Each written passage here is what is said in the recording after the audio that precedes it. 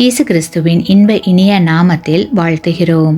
இன்றைய வேத வசனம்: கர்த்தர் தமது கிரியையாகிய அபூர்வமான கிரியையை செய்யவும் தமது வேலையாகிய அபூர்வமான வேலையை நிறைவேற்றவும் அவர் பெராத்சீம் மலையிலே எழும்பினது போல எழும்பி கிபியோனின் பள்ளத்தாக்கில் கோபம் கொண்டது போல கோபம் கொள்வார். ஏசாயா 28:21.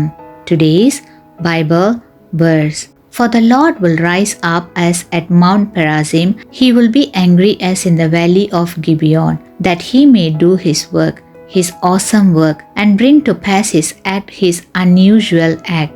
Isaiah chapter 28 verse 21. எவ்வளவு நன்மை செய்தாலும் புரிந்து கொள்ளாமல் பிறருக்கு இடைஞ்சல் பண்ணுகிற மனிதர்களை தேவன் என்ன செய்வார்? அவர் அப்படி செய்வது நியாயமா என்பதை பற்றி இன்றைக்கு தியானிப்போம். உங்களுக்கு சளி பிடித்தால் என்ன செய்வீர்கள்? எனக்கு சளி உண்டாக்கிய வைரஸ்களே, உங்களை அழிக்க எனக்கு விருப்பமில்லை, நீங்கள் வாழ்க என்று வாழ்த்துவீர்களா? அல்லது அதை அழிப்பீர்களா? அந்த வைரஸ்களை வளரவிட்டால் உங்களுக்கு மட்டுமல்ல, பிறருக்கும் தொல்லை உண்டு. அதேபோல் உலகத்தை அழிக்கிற வைரஸ்களாகிய பாவிகளை இறுதியில் தேவன் அழிப்பதில் தவறு ஏதும் இல்லை அல்லவா?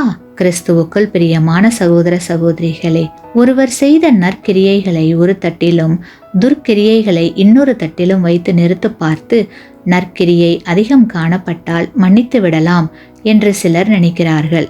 இந்த கொள்கையை கிரியத்துவம் என்கிறார்கள். இது தவறு. உள்ளத்திற்குள் பகைமை வைத்திருப்பவர்களை உயிருடன் விட்டால் சர்வலோகத்திற்கும் ஆபத்து உண்டு. பகைமையை பராமரிக்கிற மக்களை தேவன் அழிக்கிற அனுபவமானது தேவனுக்கு மகிழ்ச்சியான அனுபவம் அல்ல. அவருக்கு பிடிக்காவிட்டாலும் வேறு வழி இல்லாமல் தான் பாவிகளை தேவன் அழிக்கிறார். அது அவருடைய அபூர்வமான கிரியை. ஆமேன். நீங்கள் பெற்ற இந்த ஆசீர்வாதத்தை மற்றவர்களோடு பகிர்ந்து கொள்ளுங்கள்.